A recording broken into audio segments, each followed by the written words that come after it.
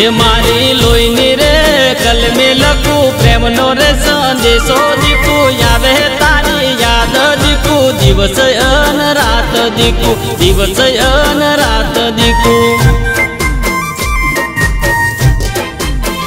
હે મારી લોહીની રે કલમે લખું પ્રેમનો રે સંદેશો દીકું આવે તારી યાદ દીકું દિવસ અન રાત દીકું દિવસ અન રાત દીકું.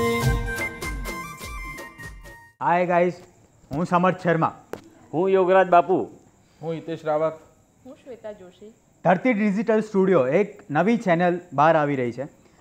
એમાં એક લવ સોંગ છે જે હમણાં જ અમે શૂટ કર્યું છે, જેના ગીત કલાકાર છે યોગરાજ બાપુ, જેના નિર્માતા છે હિતેશભાઈ રાવત અને મારા કો આર્ટિસ્ટ શ્વેતા જોશી.